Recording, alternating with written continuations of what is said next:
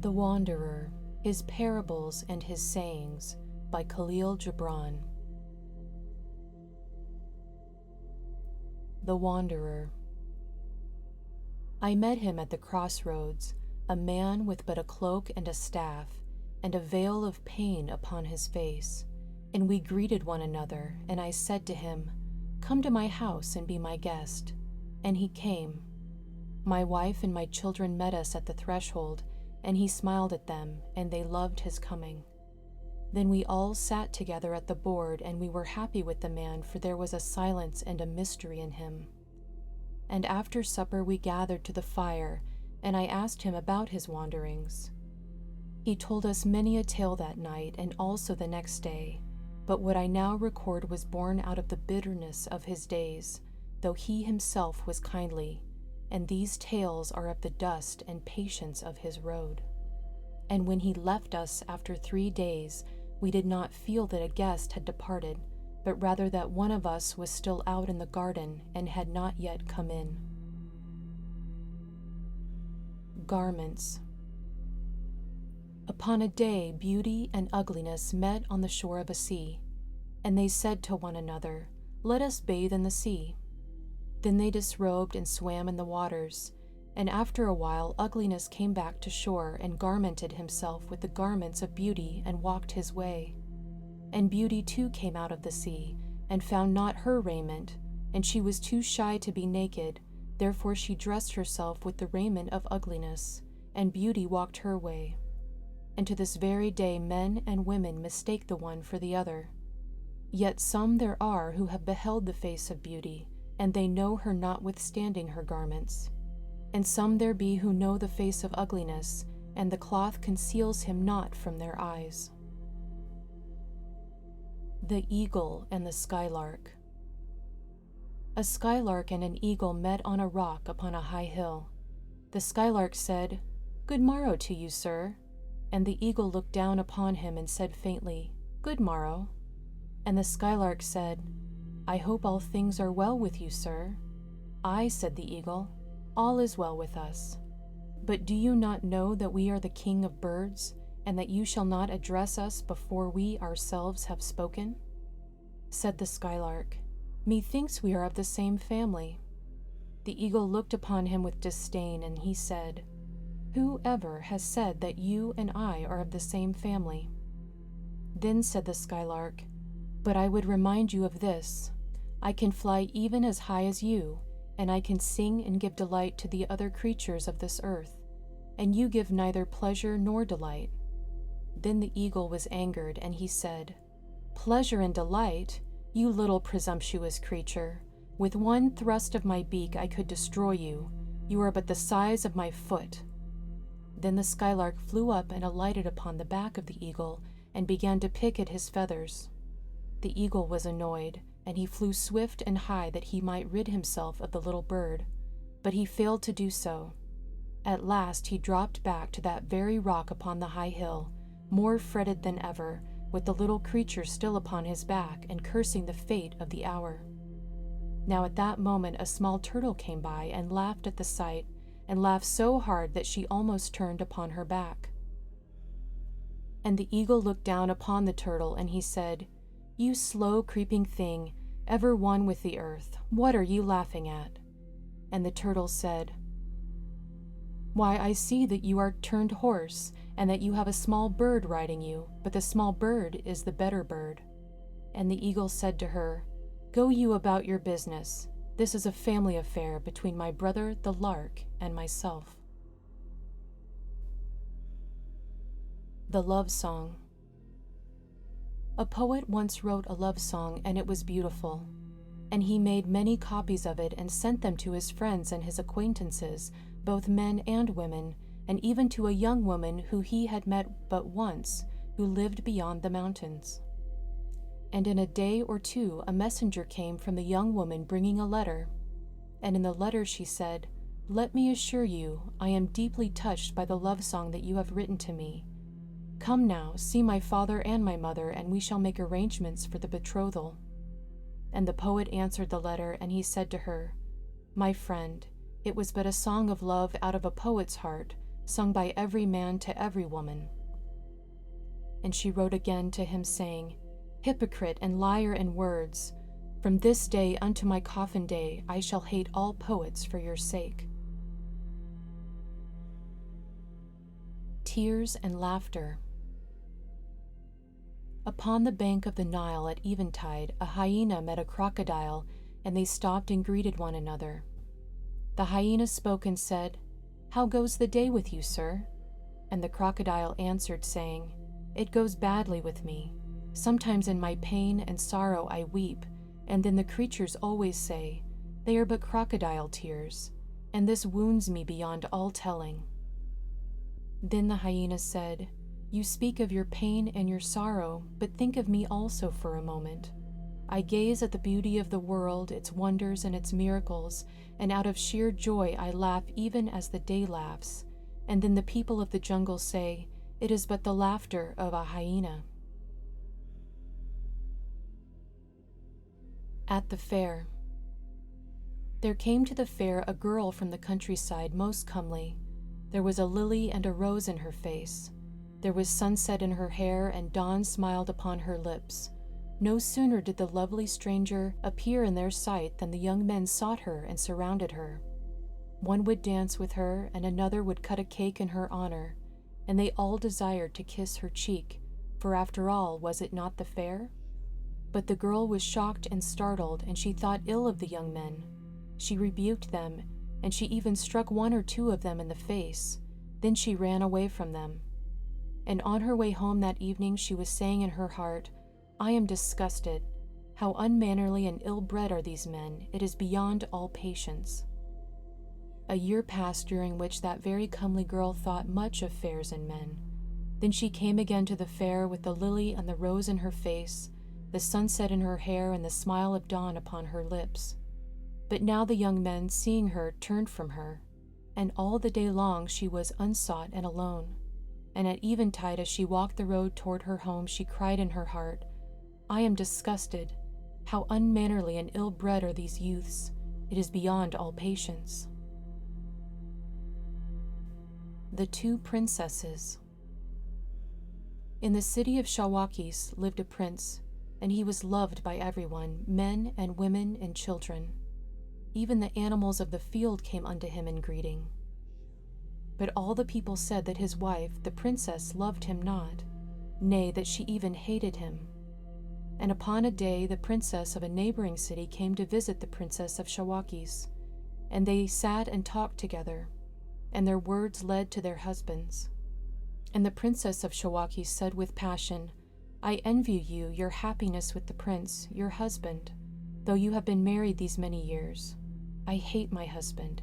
He belongs not to me alone, and I am indeed a woman most unhappy.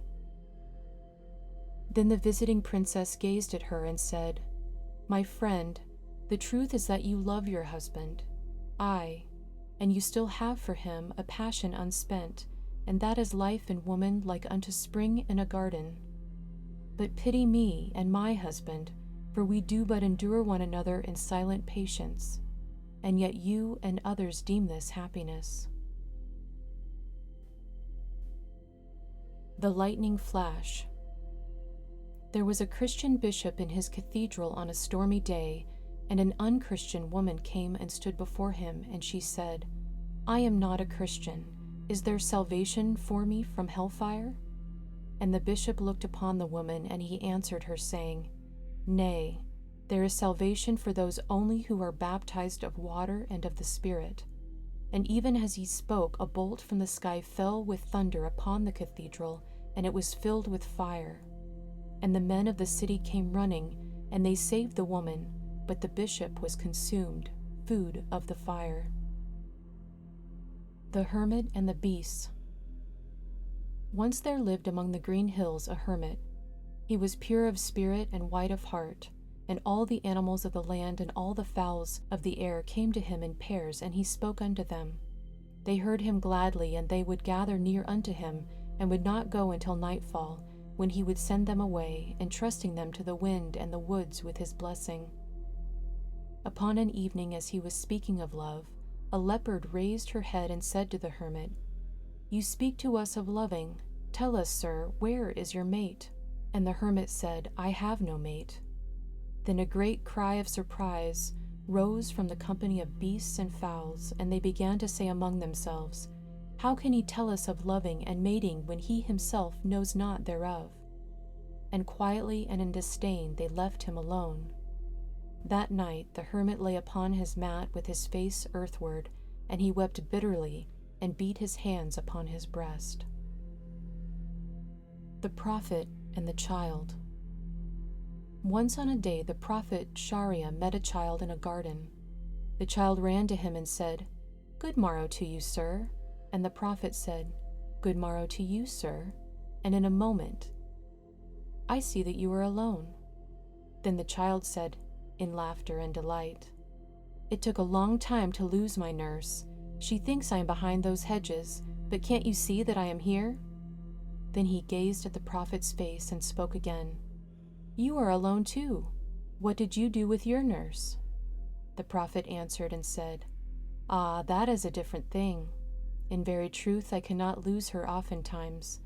But now, when I came into this garden, she was seeking after me behind the hedges. The child clapped his hands and cried out, So you are lost like me? Isn't it good to be lost? And then he said, Who are you? And the man answered, They call me the prophet Sharia. And tell me, who are you? I am only myself, said the child, and my nurse is seeking after me, and she does not know where I am. Then the prophet gazed into space, saying, I too have escaped my nurse for a while, but she will find me out. And the child said, I know mine will find me out too. At that moment a woman's voice was heard calling the child's name. See, said the child, I told you she would be finding me. And at the same moment another voice was heard. Where art thou, Sharia? And the prophet said, See, my child, they have found me also. And turning his face upward, Sharia answered, Here am I. The Pearl. Said one oyster to a neighboring oyster, I have a very great pain within me. It is heavy and round, and I am in distress. And the other oyster replied with haughty complacence, Praise be to the heavens and to the sea, I have no pain within me. I am well and whole both within and without. At that moment a crab was passing by and heard the two oysters, and he said to the one who was well and whole both within and without, Yes, you are well and whole, but the pain that your neighbor bears is a pearl of exceeding beauty. Body and Soul. A man and a woman sat by a window that opened upon spring.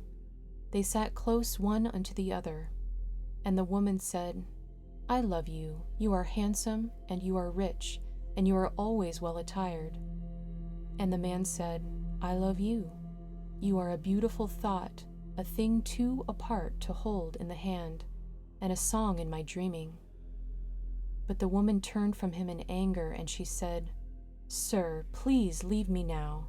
I am not a thought, and I am not a thing that passes in your dreams. I am a woman. I would have you desire me, a wife, and the mother of unborn children. And they parted. And the man was saying in his heart, Behold, another dream is even now turned into the mist. And the woman was saying, Well, what of a man who turns me into a mist and a dream? The King.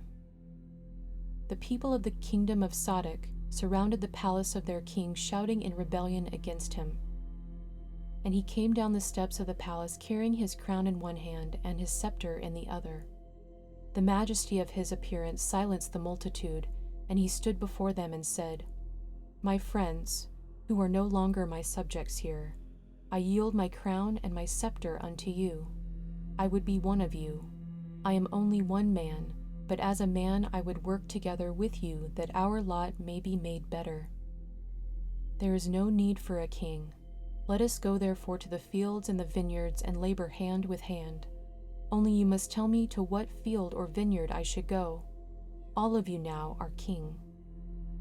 And the people marveled, and stillness was upon them, For the king whom they had deemed the source of their discontent now yielded his crown and scepter to them and became as one of them. Then each and every one of them went his way, and the king walked with one man to a field. But the kingdom of Sodok fared not better without a king, and the mist of discontent was still upon the land. The people cried out in the marketplaces, saying that they would be governed, and that they would have a king to rule them. And the elders and the youth said as if with one voice, "We will have our king." And they sought the king and found him toiling in the field, and they brought him to his seat and yielded unto him his crown and his scepter. And they said, "Now rule us with might and with justice." And he said, "I will indeed rule you with might, and may the gods of the heaven and the earth help me that I may also rule with justice." Now there came to his presence men and women, and spoke unto him of a baron who mistreated them, and to whom they were but serfs. And straightway the king brought the baron before him, and said, "The life of one man is as weighty in the scales of God as the life of another. And because you know not how to weigh the lives of those who work in your fields and your vineyards, you are banished, and you shall leave this kingdom forever." The following day came another company to the king, and spoke of the cruelty of a countess beyond the hills, and how she brought them down to misery. Instantly the countess was brought to court, and the king sentenced her also to banishment, saying, "Those who till our fields and care for our vineyards are nobler than we who eat the bread they prepare and drink the wine of their winepress. And because you know not this, you shall leave this land and be afar from this kingdom."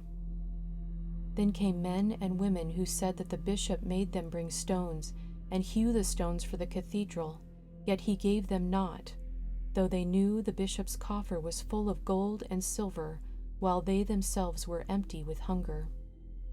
And the king called for the bishop, and when the bishop came, the king spoke and said unto him, "That cross you wear upon your bosom should mean giving life unto life. But you have taken life from life, and you have given none. Therefore you shall leave this kingdom never to return." Thus each day for a full moon men and women came to the king to tell him of the burdens laid upon them, and each and every day for a full moon some oppressor was exiled from the land. And the people of Zadok were amazed, and there was cheer in their heart. And upon a day the elders and the youths came and surrounded the tower of the king and called for him. And he came down holding his crown with one hand and his scepter with the other. And he spoke unto them and said, "Now, what would you of me? Behold, I yield back to you that which you desired me to hold." But they cried, "Nay, nay, you are our rightful king. You have made clean the land of vipers, and you have brought the wolves to naught, and we come to sing our thanksgiving unto you. The crown is yours in majesty, and the scepter is yours in glory." Then the king said, "Not I, not I. You yourselves are king. When you deemed me weak and a misruler, you yourselves were weak and misruling. And now the land fares well because it is in your will. I am but a thought in the mind of you all, and I exist not save in your actions. There is no such person as governor. Only the governed exist to govern themselves." And the king re-entered his tower with his crown and his scepter, and the elders and the youths went their various ways, and they were content. And each and every one thought of himself as king with a crown in one hand and a scepter in the other. Upon the sand. Said one man to another, "At the high tide of the sea long ago, with the point of my staff, I wrote a line upon the sand, and the people still pause to read it, and they are careful that naught shall erase it." And the other man said, "And I too wrote a line upon the sand. But it was at low tide, and the waves of the vast sea washed it away. But tell me, what did you write?" And the first man answered and said, "I wrote this: I am he who is." "But what did you write?" And the other man said, "This I wrote: I am but a drop of this great ocean." The three gifts. Once in the city of Beshar, there lived a gracious prince who was loved and honored by all his subjects. But there was one exceedingly poor man who was bitter against the prince, and who wagged continually a pestilent tongue in his dispraise. The prince knew this, yet he was patient. But at last he bethought him, and upon a wintry night there came to the door of the man a servant of the prince, bearing a sack of flour, a bag of soap, and a cone of sugar. And the servant said, "The prince sends you these gifts in token of remembrance." The man was elated, for he thought the gifts were an homage from the prince, and in his pride he went to the bishop and told him what the prince had done, saying, "Can you not see how the prince desires my goodwill?" But the bishop said, "Oh, how wise a prince, and how little you understand. He speaks in symbols. The flour is for your empty stomach, the soap is for your dirty hide, and the sugar is to sweeten your bitter tongue." From that day forward the man became shy even of himself. His hatred of the prince was greater than ever, and even more he hated the bishop who had revealed the prince unto him. But thereafter he kept silent. Peace and War. 3 dogs were basking in the sun and conversing. The first dog said dreamily, "It is indeed wondrous to be living in this day of dogdom. Consider the ease with which we travel under the sea, upon the earth, and even in the sky, and meditate for a moment upon the inventions brought forth for the comfort of dogs, even for our eyes and ears and noses." And the second dog spoke, and he said, "We are more heedful of the arts. We bark at the moon more rhythmically than did our forefathers, and when we gaze at ourselves in the water, we see that our features are clearer than the features of yesterday." Then the third dog spoke and said, "But what interests me most and beguiles my mind is the tranquil understanding existing between dogdoms." At that very moment they looked, and lo, the dog-catcher was approaching. The 3 dogs sprang up and scampered down the street, and as they ran, the third dog said, "For God's sake, run for your lives! Civilization is after us." The Dancer. Once there came to the court of the Prince of Berkasha a dancer with her musicians, and she was admitted to the court, and she danced before the prince to the music of the lute and the flute and the zither. She danced the dance of flames and the dance of swords and spears. She danced the dance of stars and the dance of space, and then she danced the dance of flowers in the wind. After this she stood before the throne of the prince and bowed her body before him. And the prince bade her to come nearer, and he said unto her, "Beautiful woman, daughter of grace and delight, whence comes your art? And how is it that you command all the elements in your rhythms and your rhymes?" And the dancer bowed again before the prince, and she answered, "Mighty and gracious majesty, I know not the answer to your questionings. Only this I know. The philosopher's soul dwells in his head. The poet's soul is in his heart. The singer's soul lingers about his throat, but the soul of the dancer abides in all her body." The 2 Guardian Angels. On an evening 2 angels met at the city gate, and they greeted one another, and they conversed. The one angel said, "What are you doing these days, and what work is given you?" And the other answered, "It has been assigned me to be the guardian of a fallen man who lives down in the valley, a great sinner, most degraded. Let me assure you it is an important task, and I work hard."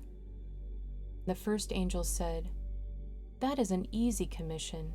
I have often known sinners and have been their guardian many a time, but it has now been assigned me to be the guardian of the good saint who lives in a bower out yonder.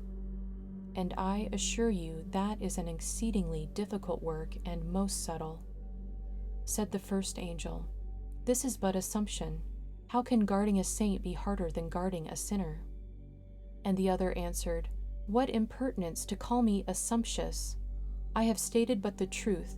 Methinks it is you who are assumptuous." Then the angels wrangled and fought, first with words and then with fists and wings. While they were fighting, an archangel came by. And he stopped them and said, "Why do you fight? And what is it all about? Know you not that it is most unbecoming for guardian angels to fight at the city gate? Tell me, what is your disagreement?" Then both angels spoke at once, each claiming that the work given him was the harder, and that he deserved the greater recognition. The archangel shook his head and bethought him. Then he said, "My friends, I cannot say now which one of you has the greater claim upon honor and reward. But since the power is bestowed in me, therefore for peace sake and for good guardianship, I give to each of you the other's occupation, since each of you insists that the other's task is the easier one.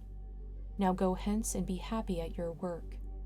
The angels thus ordered went their ways, but each one looked backward with greater anger at the archangel, and in his heart each was saying, "Oh, these archangels! Every day they make life harder and still harder for us angels." But the archangel stood there, and once more he bethought him, and he said in his heart, "We have indeed to be watchful and to keep guard over our guardian angels." The statue. Once there lived a man among the hills who possessed a statue wrought by an ancient master. It lay at his door face downward, and he was not mindful of it. One day there passed by his house a man from the city, a man of knowledge, and seeing the statue he inquired of the owner if he would sell it. The owner laughed and said, "And pray who would want to buy that dull and dirty stone?" The man from the city said, "I will give you this piece of silver for it." And the other man was astonished and delighted. The statue was removed to the city upon the back of an elephant, and after many moons the man from the hills visited the city, and as he walked the streets he saw a crowd before a shop, and a man with a loud voice was crying, "Come ye in, and behold the most beautiful, the most wonderful statue in all the world. Only 2 silver pieces to look upon this most marvelous work of a master." Thereupon the man from the hills paid 2 silver pieces and entered the shop to see the statue that he himself had sold for 1 piece of silver. The exchange. Once upon a crossroad a poor poet met a rich stupid, and they conversed, and all that they said revealed but their discontent. Then the angel of the road passed by, and he laid his hand upon the shoulder of the 2 men, and behold, a miracle, the 2 men had now exchanged their possessions. And they parted. But strange to relate, the poet looked and found not in his hand but dry moving sand, and the stupid closed his eyes and felt naught but moving cloud in his heart. Love and hate. A woman said unto a man, "I love you." And the man said, "It is in my heart to be worthy of your love." And the woman said, "You love me not?" And the man only gazed upon her and said nothing. Then the woman cried aloud, "I hate you." And the man said, "Then it is also in my heart to be worthy of your hate." Dreams. A man dreamed a dream, and when he awoke he went to his soothsayer and desired that his dream be made plain unto him. And the soothsayer said to the man, "Come to me with the dreams that you behold in your wakefulness, and I will tell you their meaning. But the dreams of your sleep belong neither to my wisdom nor to your imagination." The Madman. It was in the garden of a madhouse that I met a youth with a face pale and lovely and full of wonder. And I sat beside him upon the bench, and I said, "Why are you here?" And he looked at me in astonishment, and he said, "It is an unseemly question, yet I will answer you. My father would make of me a reproduction of himself, so also would my uncle. My mother would have me the image of her illustrious father. My sister would hold up her seafaring husband as the perfect example for me to follow. My brother thinks I should be like him, a fine athlete. And my teachers also, the doctor of philosophy and the music master and the logician, they too were determined, and each would have me but a reflection of his own face in a mirror. Therefore I came to this place, I find it more sane here. At least I can be myself." Then of a sudden he turned to me and he said, "But tell me, were you also driven to this place by education and good counsel?" And I answered, "No, I am a visitor." And he said, "Oh, you are one of those who live in the madhouse on the other side of the wall." The frogs. Upon a summer day, a frog said to his mate, "I fear those people living in that house on the shore are disturbed by our night songs." And his mate answered and said, "Well, do they not annoy our silence during the day with their talking?" The frog said, "Let us not forget that we may sing too much in the night." And his mate answered, "Let us not forget that they chatter and shout overmuch during the day." Said the frog, "How about the bullfrog who disturbs the whole neighborhood with his God-forbidden booming?" And his mate replied, "Aye, and what say you of the politician and the priest and the scientist who come to these shores and fill the air with noisy and rhymeless sound?" Then the frog said, "Well, let us be better than these human beings. Let us be quiet at night and keep our songs in our hearts, even though the moon calls for our rhythm and the stars for our rhyme. At least let us be silent for a night or two, or even for 3 nights." And his mate said, "Very well, I agree. We shall see what your bountiful heart will bring forth." That night the frogs were silent, and they were silent the following night also, and again upon the 3rd night. And strange to relate, the talkative woman who lived in the house beside the lake came down to breakfast on that 3rd day and shouted to her husband, "I have not slept these 3 nights. I was secure with sleep when the noise of the frogs was in my ear. But something must have happened. They have not sung now for 3 nights, and I am almost maddened with sleeplessness." The frog heard this and turned to his mate and said, winking his eye, "And we were almost maddened with our silence, were we not?" And his mate answered, "Yes, the silence of the night was heavy upon us, and I can see now that there is no need for us to cease our singing for the comfort of those who must needs fill their emptiness with noise." And that night the moon called not in vain for their rhythm, nor the stars for their rhyme. Laws and Law-Giving. Ages ago there was a great king, and he was wise, and he desired to lay laws unto his subjects. He called upon 1,000 wise men of 1,000 different tribes to come to his capital and lay down the laws. And all this came to pass. But when the 1,000 laws written upon parchment were put before the king and he read them, he wept bitterly in his soul, for he had not known that there were 1,000 forms of crime in his kingdom. Then he called his scribe, and with a smile upon his mouth he himself dictated laws, and his laws were but 7. And the 1,000 wise men left him in anger and returned to their tribes with the laws they had laid down, and every tribe followed the laws of its wise men. Therefore they have 1,000 laws even to our own day. It is a great country, but it has 1,000 prisons, and the prisons are full of women and men, breakers of 1,000 laws. It is indeed a great country, but the people thereof are descendants of 1,000 lawgivers, and of only one wise king. Yesterday, today, and tomorrow. I said to my friend, "You see her leaning upon the arm of that man? It was but yesterday that she leaned thus upon my arm." And my friend said, "And tomorrow she will lean upon mine." I said, "Behold her sitting close at his side. It was but yesterday she sat close beside me." And he answered, "Tomorrow she will sit beside me." I said, "See, she drinks wine from his cup, and yesterday she drank from mine." And he said, "Tomorrow from my cup." Then I said, "See how she gazes at him with love and with yielding eyes. Yesterday she gazed thus upon me."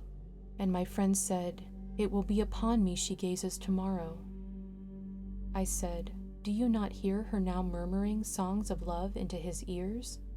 Those very songs of love she murmured but yesterday into my ears. And my friend said, and tomorrow she will murmur them in mine. I said, why, see, she is embracing him. It was but yesterday that she embraced me. And my friend said, she will embrace me tomorrow. Then I said, what a strange woman. But he answered, she is like unto life, possessed by all men, and like death she conquers all men, and like eternity she enfolds all men. The Philosopher and the Cobbler. There came to a cobbler's shop a philosopher with worn shoes, and the philosopher said to the cobbler, please mend my shoes. And the cobbler said, I am mending another man's shoes now, and there are still other shoes to patch before I can come to yours. But leave your shoes here, and wear this other pair today, and come tomorrow for your own. Then the philosopher was indignant, and he said, I wear no shoes that are not mine own. And the cobbler said, well then, are you in truth a philosopher, and cannot unfold your feet with the shoes of another man? Upon this very street there is another cobbler who understands philosophers better than I do. Go you to him for mending.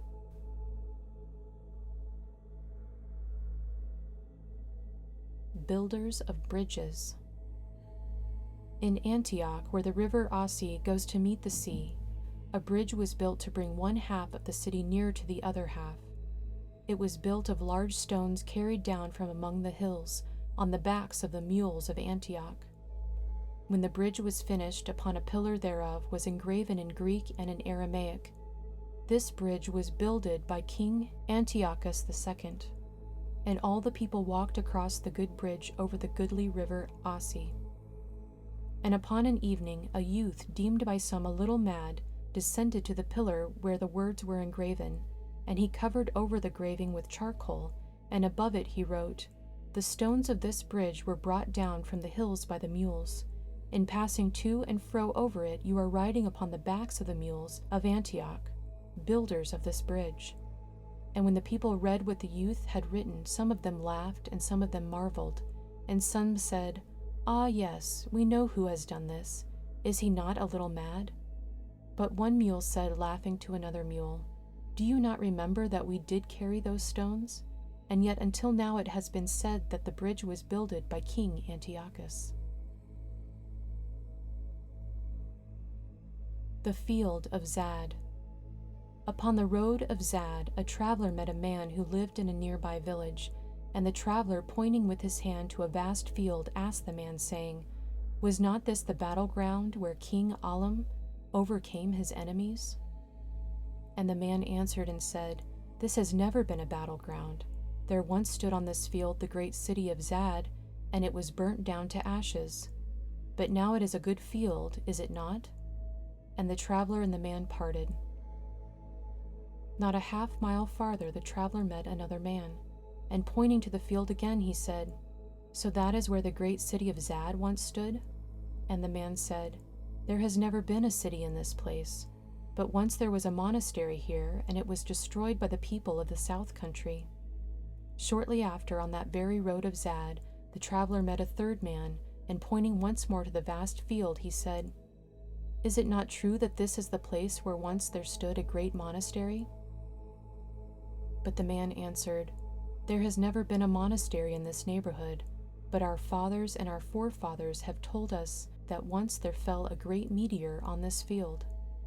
Then the traveler walked on, wondering in his heart, and he met a very old man, and saluting him he said, sir, upon this road I have met 3 men who live in the neighborhood, and I have asked each of them about this field, and each one denied what the other had said, and each one told me a new tale that the other had not told.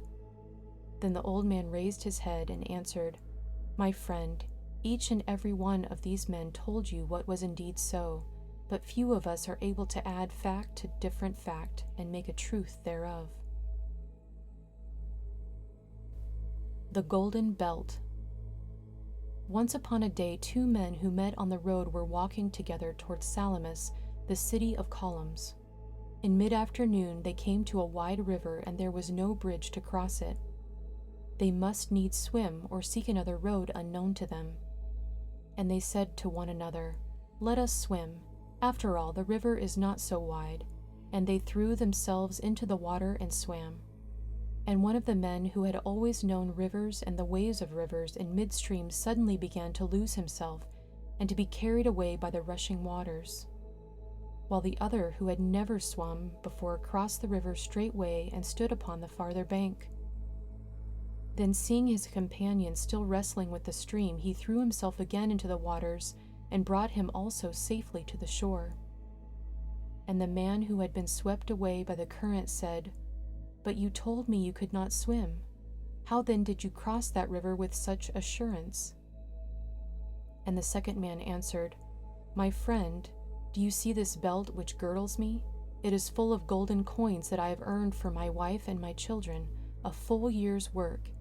It is the weight of this belt of gold that carried me across the river to my wife and my children, and my wife and my children were upon my shoulders as I swam." And the two men walked on together toward Salamis. The red earth. Said a tree to a man, "My roots are in the deep red earth, and I shall give you of my fruit." And the man said to the tree, "How alike we are! My roots are also deep in the red earth, and the red earth gives you power to bestow upon me of your fruit, and the red earth teaches me to receive from you with thanksgiving." The full moon. The full moon rose in glory upon the town, and all the dogs of that town began to bark at the moon. Only one dog did not bark, and he said to them in a grave voice, "Awake not stillness from her sleep, nor bring you the moon to the earth with your barking." Then all the dogs ceased barking in awful silence, but the dog who had spoken to them continued barking for silence the rest of the night. The Hermit Prophet. Once there lived a hermit prophet, and thrice a moon he would go down to the great city, and in the marketplaces he would preach giving and sharing to the people. And he was eloquent, and his fame was upon the land. Upon an evening 3 men came to his hermitage, and he greeted them, and they said, "You have been preaching giving and sharing, and you have sought to teach those who have much to give unto those who have little. And we doubt not that your fame has brought you riches. Now come and give us of your riches, for we are in need." And the hermit answered and said, "My friends, I have naught but this bed and this mat and this jug of water. Take them if it is in your desire. I have neither gold nor silver." Then they looked down with disdain upon him and turned their faces from him, and the last man stood at the door for a moment and said, "Oh, you cheat, you fraud, you teach and preach that which you yourself do not perform." The old wine. Once there lived a rich man who was justly proud of his cellar and the wine therein. And there was one jug of ancient vintage kept for some occasion known only to himself.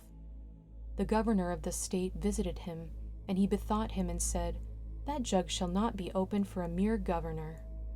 And a bishop of the diocese visited him, but he said to himself, "Nay, I will not open that jug. He would not know its value, nor would its aroma reach his nostrils."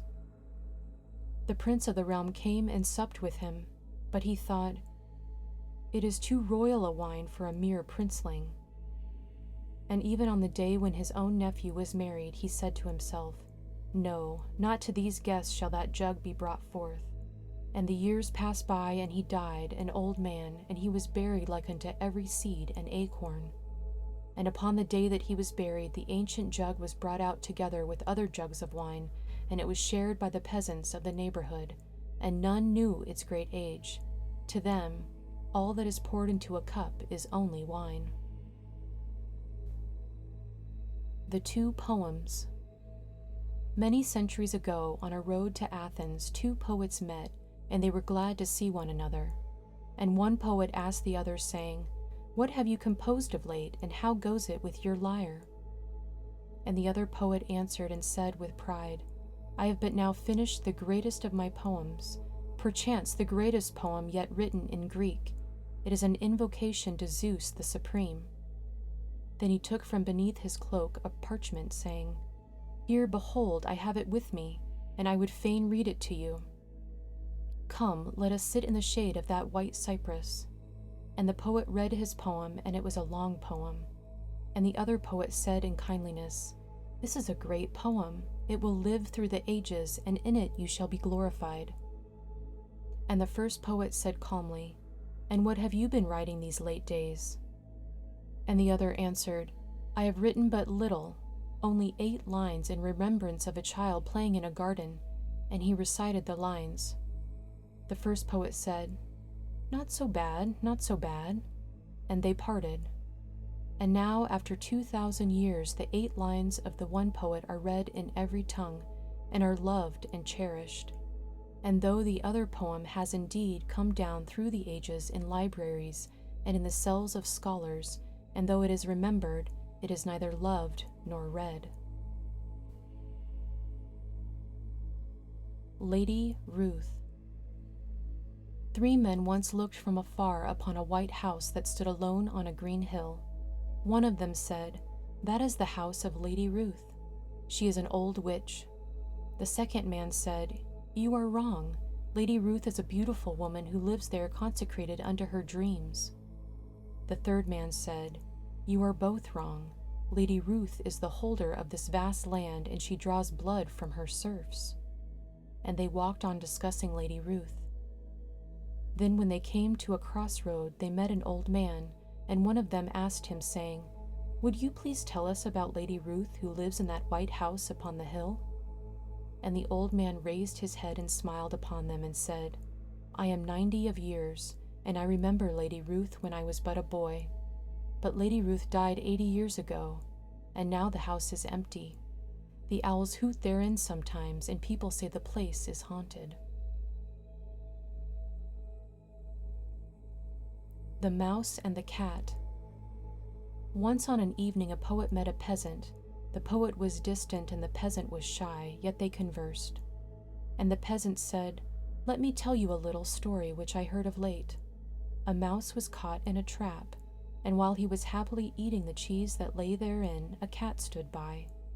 The mouse trembled a while, but he knew he was safe within the trap. Then the cat said, 'You are eating your last meal, my friend.' 'Yes,' answered the mouse. 'One life have I, therefore one death. But what of you?' 'They tell me you have 9 lives. Doesn't that mean that you will have to die 9 times?' And the peasant looked at the poet, and he said, 'Is not this a strange story?' And the poet answered him not, but he walked away, saying in his soul, 'To be sure, 9 lives have we, 9 lives to be sure, and we shall die 9 times, 9 times shall we die. Perhaps it were better to have but 1 life, caught in a trap, the life of a peasant with a bit of cheese for the last meal. And yet, are we not kin unto the lions of the desert and the jungle?' The Curse. An old man of the sea once said to me, 'It was 30 years ago that a sailor ran away with my daughter, and I cursed them both in my heart, for of all the world I loved but my daughter.' Not long after that the sailor youth went down with his ship to the bottom of the sea, and with him my lovely daughter was lost unto me. Now therefore behold in me the murderer of a youth and a maid. It was my curse that destroyed them, and now on my way to the grave I seek God's forgiveness." This the old man said, but there was a tone of bragging in his words, and it seems that he is still proud of the power of his curse. The Pomegranates. There was once a man who had many pomegranate trees in his orchard, and for many an autumn he would put his pomegranates on silvery trays outside of his dwelling, and upon the trays he would place signs upon which he himself had written, "Take one for aught, you are welcome." But people passed by and no one took of the fruit. Then the man bethought him, and one autumn he placed no pomegranates on silvery trays outside of his dwelling, but he raised this sign in large lettering, Here we have the best pomegranates in the land, but we sell them for more silver than any other pomegranates. And now behold, all the men and women of the neighborhood came rushing to buy. God and many gods. In the city of Calaphus, a sophist stood in the steps of the temple and preached many gods. And the people said in their hearts, "We know all this. Do they not live with us and follow us wherever we go?" Not long after, another man stood in the marketplace and spoke unto the people and said, "There is no God." And many who heard him were glad of his tidings, for they were afraid of gods. And upon another day there came a man of great eloquence, and he said, "There is but one God." And now the people were dismayed, for in their hearts they feared the judgment of one God more than that of many gods.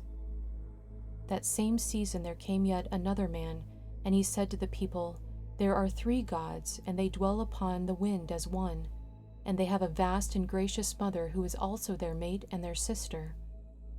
Then everyone was comforted, for they said in their secret, 3 gods in one must needs disagree over our failings, and besides, their gracious mother will surely be an advocate for us poor weaklings. Yet even to this day there are those in the city of Calaphus who wrangle and argue with each other about many gods and no God and one God and 3 gods in one, and a gracious mother of gods. She who was deaf. Once there lived a rich man who had a young wife, and she was stone deaf. And upon a morning when they were breaking their fast, she spoke to him, and she said, "Yesterday I visited the marketplace, and there were exhibited silken raiment from Damascus, and coverchiefs from India, necklaces from Persia, and bracelets from Yemen. It seems that the caravans had but just brought these things to our city, and now behold me in rags, yet the wife of a rich man. I would have some of those beautiful things." The husband, still busy with his morning coffee, said, "My dear, there is no reason why you should not go down to the street and buy all that your heart may desire." And the deaf wife said, "No, you always say, 'No, no. Must I needs appear in tatters among our friends to shame your wealth and my people?" And the husband said, "I did not say no. You may go forth freely to the marketplace and purchase the most beautiful apparel and jewels that have come to our city." But again the wife misread his words, and she replied, "Of all rich men you are the most miserly. You would deny me everything of beauty and loveliness, while other women of my age walk the gardens of the city clothed in rich raiment." And she began to weep, and as her tears fell upon her breast, she cried out again, "You always say nay, nay to me when I desire a garment or a jewel."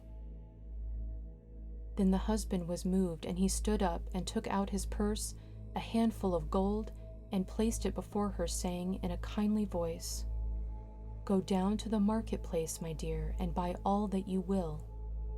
From that day onward, the deaf young wife, whenever she desired anything, would appear before her husband with a pearly tear in her eye, and he in silence would take out a handful of gold and place it in her lap. Now it chanced that the young woman fell in love with a youth whose habit it was to make long journeys. And whenever he was away, she would sit in her casement and weep. When her husband found her thus weeping, he would say in his heart, "There must be some new caravan and some silken garments and rare jewels in the street," and he would take a handful of gold and place it before her. The Quest. 1,000 years ago, 2 philosophers met on a slope of Lebanon, and one said to the other, "Where goest thou?" And the other answered, "I am seeking after the fountain of youth, which I know wells out among these hills. I have found writings which tell of that fountain flowering toward the sun. And you, what are you seeking?"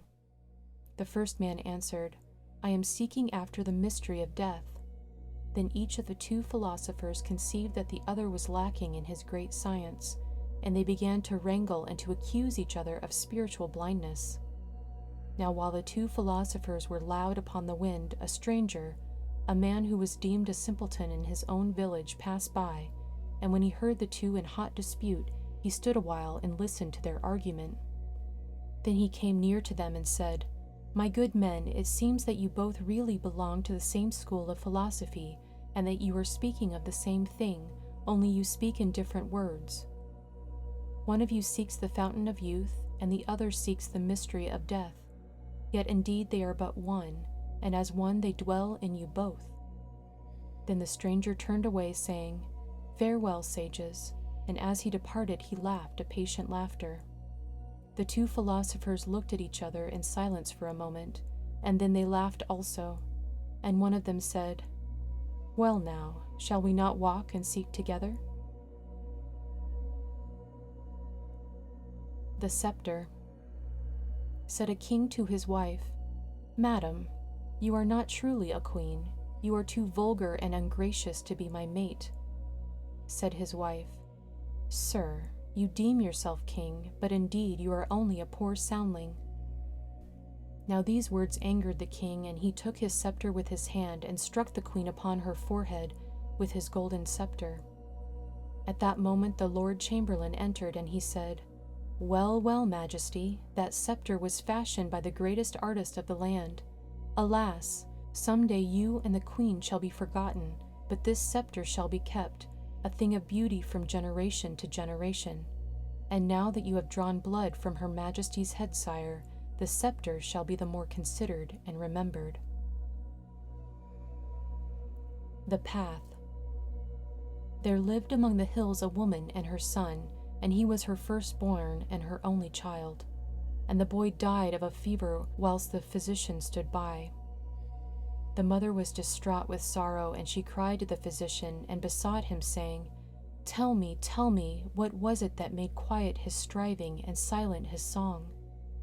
And the physician said, It was the fever. And the mother said, What is the fever? And the physician answered, I cannot explain it. It is a thing infinitely small that visits the body, and we cannot see it with our human eye. Then the physician left her, and she kept repeating to herself, Something infinitely small. We cannot see it with our human eye. And at evening the priest came to console her, and she wept, and she cried out, saying, Oh, why have I lost my son, my only son, my firstborn? And the priest answered, My child, it is the will of God. And the woman said, What is God, and where is God? I would see God that I may tear my bosom before him, and pour the blood of my heart at his feet. Tell me where I shall find him. And the priest said, God is infinitely vast. He is not to be seen with our human eye. Then the woman cried out, The infinitely small has slain my son through the will of the infinitely great. Then what are we? What are we? At that moment the woman's mother came into the room with the shroud for the dead boy, and she heard the words of the priest and also her daughter's cry. And she laid down the shroud and took her daughter's hand in her own hand, and she said, My daughter, we ourselves are the infinitely small and the infinitely great, and we are the path between the two. The Whale and the Butterfly. Once on an evening, a man and a woman found themselves together in a stagecoach. They had met before. The man was a poet, and as he sat beside the woman, he sought to amuse her with stories, some that were of his own weaving, and some that were not his own. But even while he was speaking, the lady went to sleep. Then suddenly the coach lurched, and she awoke, and she said, I admire your interpretation of the story of Jonah and the whale. And the poet said, But madam, I have been telling you a story of mine own about a butterfly and a white rose, and how they behaved the one to the other. Peace Contagious. One branch in bloom said to his neighboring branch, This is a dull and empty day. And the other branch answered, It is indeed empty and dull. At that moment a sparrow alighted on one of the branches, and then another sparrow nearby. And one of the sparrows chirped and said, My mate has left me. And the other sparrow cried, My mate has also gone, and she will not return, and what care I? Then the two began to twitter and scold, and soon they were fighting and making harsh noise upon the air. All of a sudden, two other sparrows came sailing from the sky, and they sat quietly beside the restless two, and there was calm, and there was peace. Then the four flew away together in pairs. And the first branch said to his neighboring branch, "That was a mighty zigzag of sound." And the other branch answered, "Call it what you will, it is now both peaceful and spacious. And if the upper air makes peace, it seems to me that those who dwell in the lower might make peace also. Will you not wave in the wind a little nearer to me?" And the first branch said, "Oh, perchance, for peace sake, ere the spring is over." And then he waved himself with the strong wind to embrace her. The shadow. Upon a June day, the grass said to the shadow of an elm tree, "You move to right and left over often, and you disturb my peace." And the shadow answered and said, "Not I, not I. Look skyward. There is a tree that moves in the wind to the east and to the west, between the sun and the earth." And the grass looked up, and for the first time beheld the tree. And it said in its heart, "Why, behold, there is a larger grass than myself." And the grass was silent. 70. The poet youth said to the princess, "I love you." And the princess answered, "And I love you too, my child. But I am not your child. I am a man, and I love you." And she said, "I am the mother of sons and daughters, and they are fathers and mothers of sons and daughters, and one of the sons of my sons is older than you." And the poet youth said, "But I love you." It was not long after that the princess died, but ere her last breath was received again by the greater breath of earth, she said within her soul, "My beloved, mine only son, my youth poet, it may yet be that some day we shall meet again, and I shall not be 70. Finding God. Two men were walking in the valley, and one man pointed with his finger toward the mountainside and said, "See you that hermitage? There lives a man who has long divorced the world. He seeks but after God, and not else upon this earth." And the other man said, "He shall not find God until he leaves his hermitage and the aloneness of his hermitage, and returns to our world to share our joy and pain, to dance with our dancers at the wedding feast, and to weep with those who weep around the coffins of our dead." And the other man was convinced in his heart, though in spite of his conviction he answered, "I agree with all that you say, yet I believe the hermit is a good man. And may it not well be that one good man by his absence does better than the seeming goodness of these many men?" The river. In the valley of Kadisha, where the mighty river flows, two little streams met and spoke to one another. One stream said, "How came you, my friend, and how was your path?" And the other answered, "My path was most encumbered. The wheel of the mill was broken, and the master farmer who used to conduct me from my channel to his plants is dead. I struggled down oozing with the filth of those who do not but sit and bake their laziness in the sun. But how was your path, my brother?" And the other stream answered and said, "Mine was a different path. I came down the hills among fragrant flowers and shy willows. Men and women drank of me with silvery cups, and little children paddled their rosy feet at my edges, and there was laughter all about me, and there were sweet songs. What a pity that your path was not so happy." At that moment the river spoke with a loud voice and said, come in, we are going to the sea. Come in, speak no more. Be with me now. We are going to the sea. Come in, for in me you shall forget your wanderings, sad or gay. Come in, and you and I will forget all our ways when we reach the heart of our mother, the sea. The Two Hunters. Upon a day in May, joy and sorrow met beside a lake. They greeted one another, and they sat down near the quiet waters and conversed. Joy spoke of the beauty which is upon the earth, and of the daily wonder of life in the forest and among the hills, and of the songs heard at dawn and eventide. And Sorrow spoke, and agreed with all that Joy had said, for Sorrow knew the magic of the hour and the beauty thereof, and Sorrow was eloquent when he spoke of May in the fields and among the hills. And Joy and Sorrow talked long together, and they agreed upon all things of which they knew. Now there passed by on the other side of the lake 2 hunters, and as they looked across the water, one of them said, "I wonder who are those 2 persons?" And the other said, "Did you say 2? I see only 1.